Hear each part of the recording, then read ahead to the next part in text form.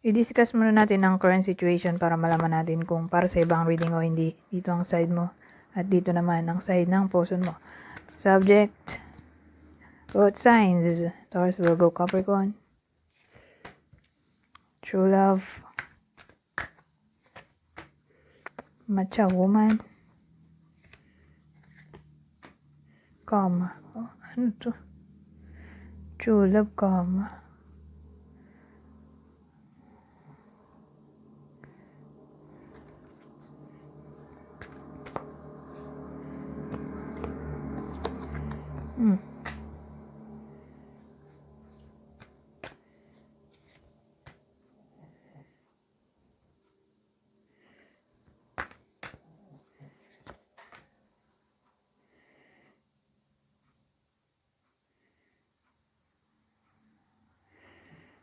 Ito,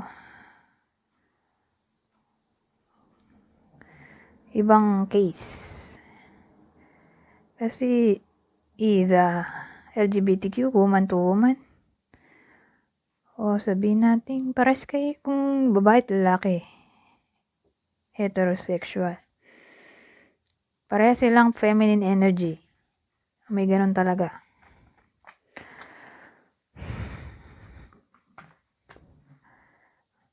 So, true love, matcha woman. Pero yung woman dito, nasa 40 years old and above. True love, karma, past love to. Ano to? Past love, soulmate.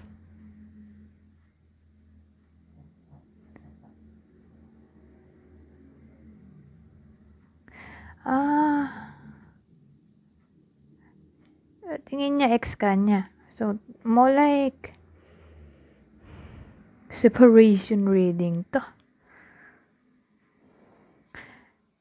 Feeling mo, siya yung true love mo. Feeling naman niya, ikaw yung soulmate. Feeling mo, may karmic connection kayong dalawa. O yun nga, kaya kayo break. Dahil karmic relationship ang meron sa inyo. Kasi pag sinabi mong karma, maraming meaning yan. So, karma in a way na past life lovers kayo. So, may unfinished business kayo. Kaya kayo nag-meet sa present life para tapusin yung naudlot na lesson. Yun yung unang meaning. Yung pangalawa, karmic relationship. So, pag sinabi mong karmic relationship, yung relasyon masyadong mahirap yung lesson na kailangang matutunan sa relasyon. So, sa sobrang hirap ng lesson, ang ending, naghihiwalay na lang. Kaya kadalasan, yung nasa karmic relationship ay tawag dito, nagli-lead sa separation. Ibang meaning ulit. Pangatlo, karmic relationship, pwedeng soulmate, twin flames, na yun nga. May karma sa pagitan yung dalawa. Kaya may parang sense of knowing, sense of familiarity. Kahit di mo kilala, pero feeling mo connected ka, gano'n. Connected ka sa kanya. Parang madali kang mapalagay ang loob, ganyan.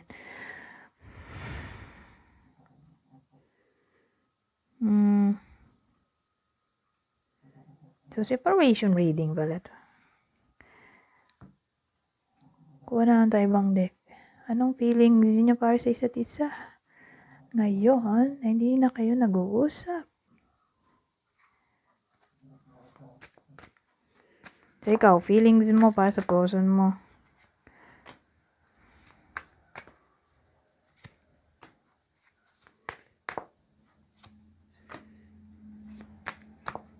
no, soul contract, oh. Ito na nga sinasabi ko. Yung sa karmic, sakto pa, oh. Dito pumunta yung kwento ko. Sa soul contract. Yung pala dapat ang short explanation, soul contract. Sa sinabi ko kaninang napakahaba. Sa definition ko ng karma. Ano to? Absence. Confusion. Oh, damage. So again, separation reading to. Remember.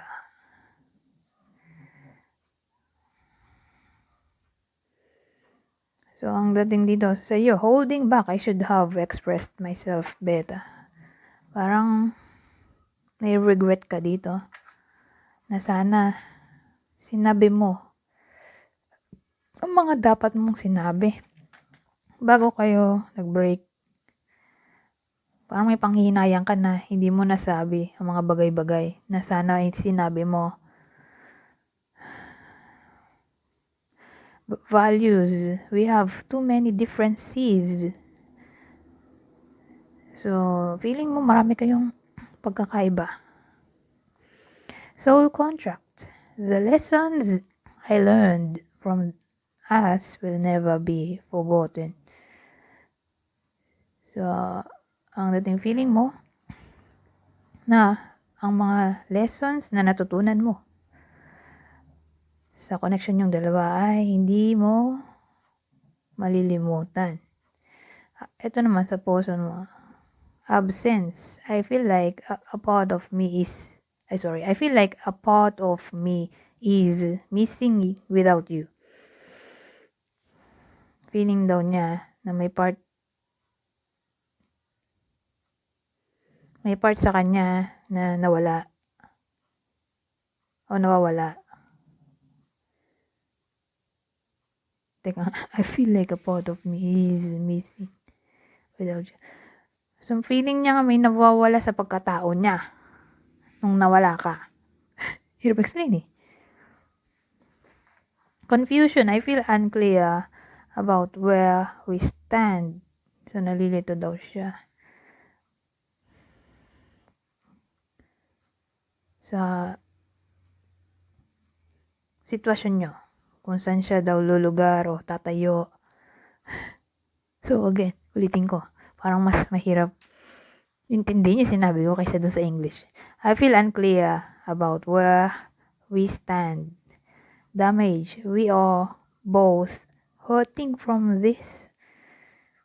So, feeling niya damaged na yung connection nyo. Pares na kayong may trust issues. We are both hurting from this. Alam niya sa sarili niya na pares kayong nasasaktan o nasaktan sa tinakbo ng connection nyo.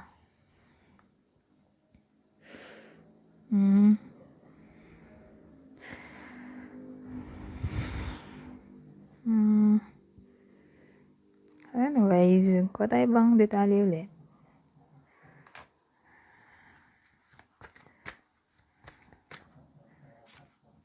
Narcissist, OMG. Caution. Ayan, hulog.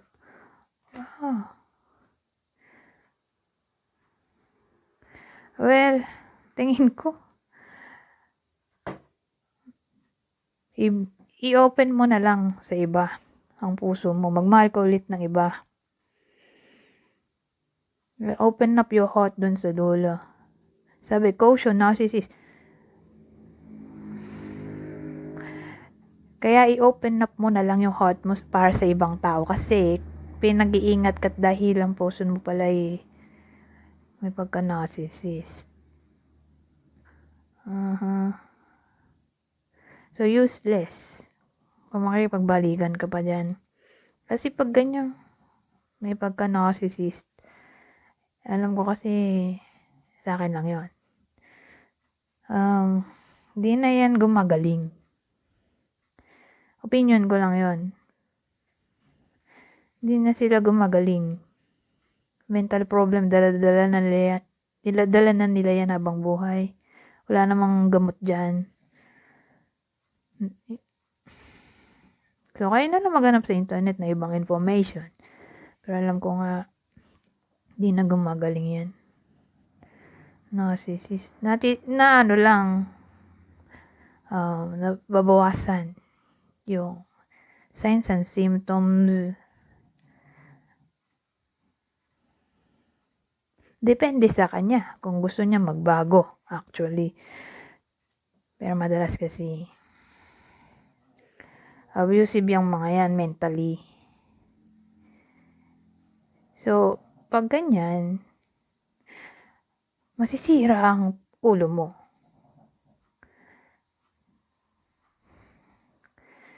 Parang, sa pananaw ko lang, di naman ako doktor. Pero sa sarili ko investigation,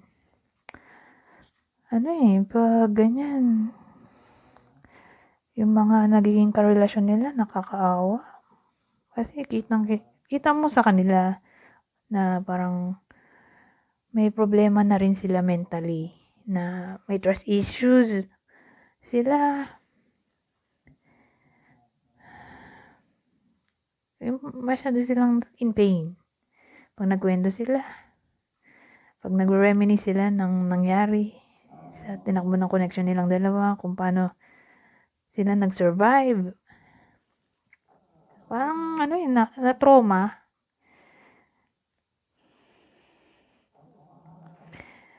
Iba yung trauma nila. Parang karoon na rin sila ng mental problem, depression, anxiety. O siguro, who knows, nagkaroon na sila ng borderline personality disorder o bipolar. So again, hindi ako doktor. Pero, wala lang. Tingin ko lang.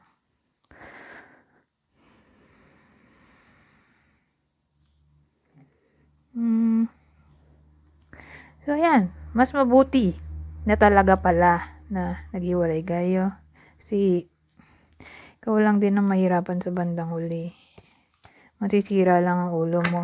Pero ang alam ko nga daw, sabi, ano daw yan parang zombie virus. Hindi naman lahat. Pero sabi, nakakahawa raw yan.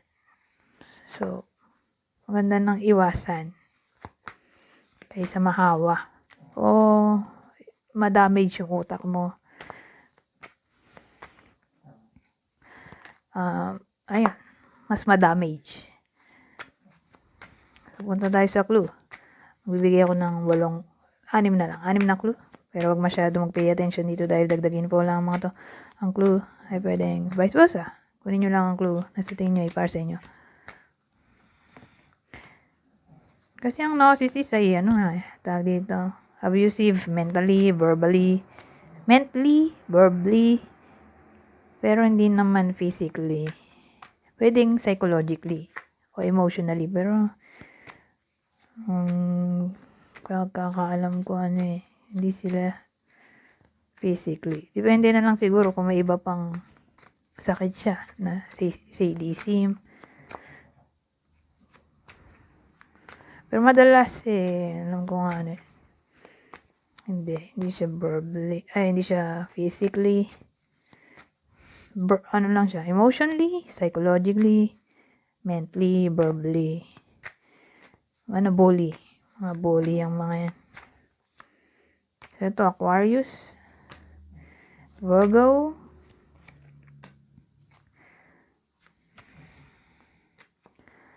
ito, Neptune, di Pisces yan. Aries, Libra, naging dalawa. Ito, Pluto, Scorpio, ito, Jupiter, Sagittarius, Pisces. Ulitin ko, Aquarius, Virgo, Pisces, Aries, Libra, Scorpio, ito, Sagittarius, Pisces. Anyways, hanggang dito na lang. Goodbye. for now.